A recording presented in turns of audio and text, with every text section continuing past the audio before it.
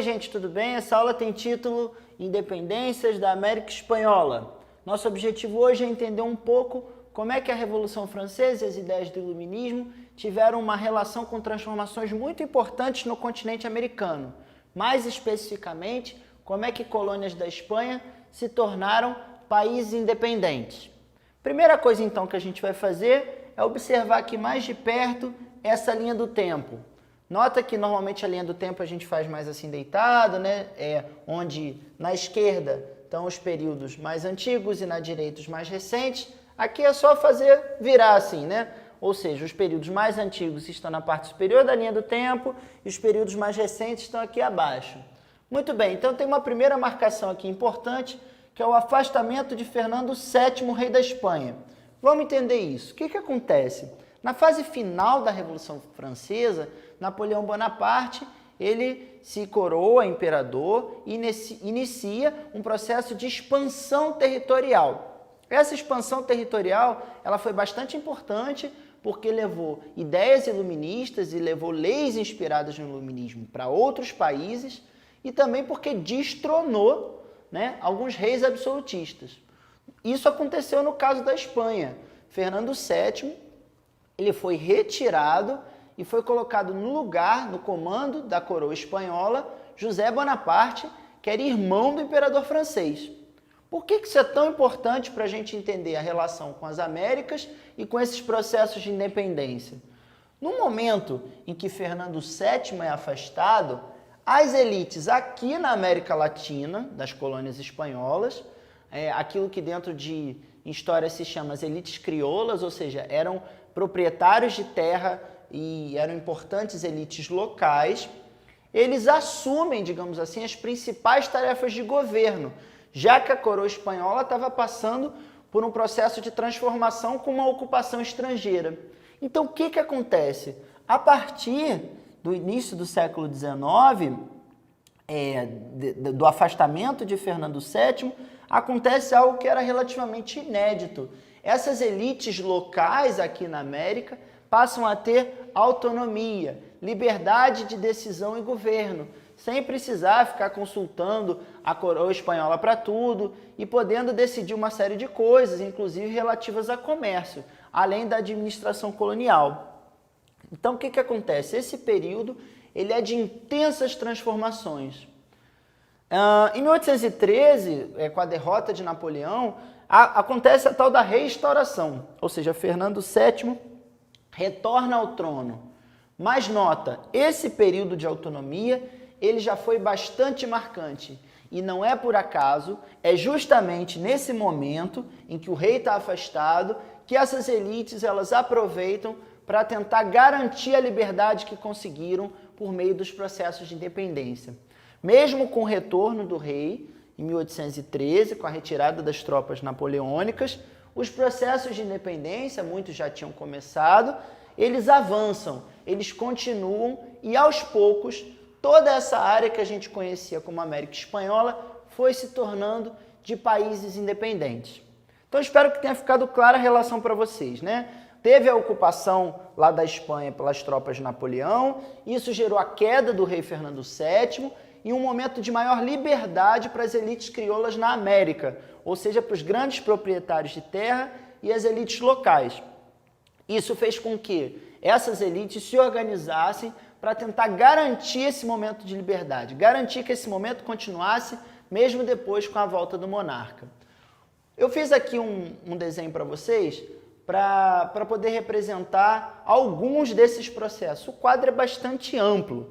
Não é a ideia aqui que você saiba de todos os detalhes ou veja isso como um decoreba de nomes e locais. Não é isso. A ideia é que você perceba que existiram processos diferentes de independências nos países, né, e que isso gerou um fenômeno de fragmentação da América Espanhola. Se você observar, a América Portuguesa, que se tornou em 1822 o Brasil independente, continuou integral, vamos dizer assim, como um país inteiro, não se dividiu.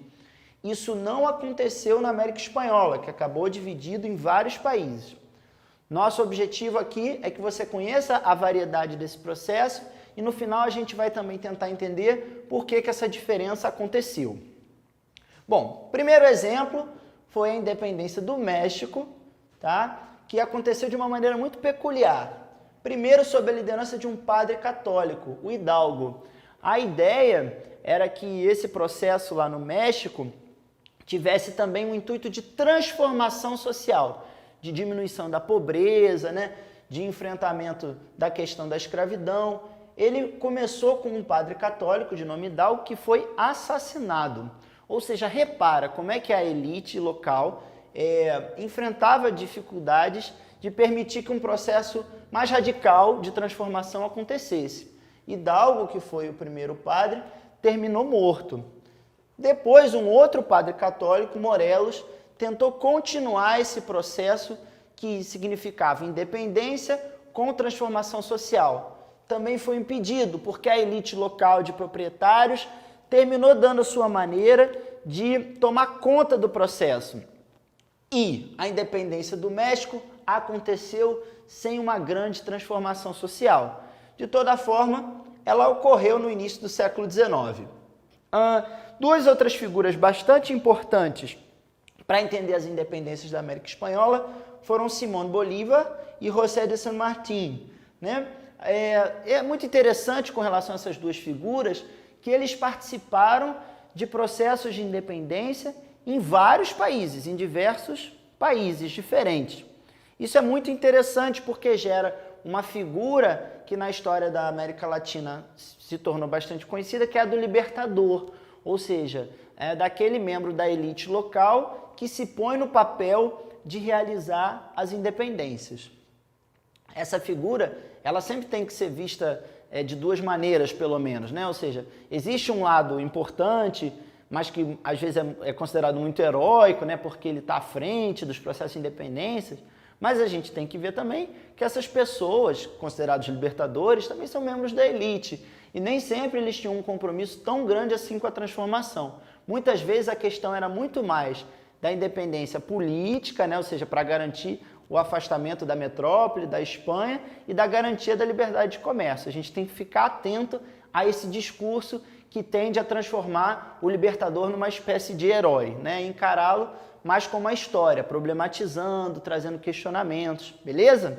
Então vamos continuar aqui. O Simón Bolívar, que participou, por exemplo, dos processos de libertação da Colômbia e da Venezuela, tinha uma ideia muito clara.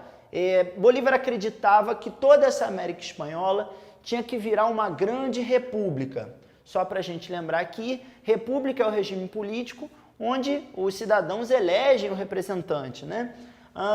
E essa era a bandeira principal do Simón Bolívar. Ele acreditava que tinha que ser uma grande república, que tinha uma mesma língua, tinha uma certa proximidade cultural, né? Essa união de países diferentes da América ficaria conhecida com o nome de pan-americanismo. Tem até jogos pan-americanos, né? Você já ouviu falar nesse termo?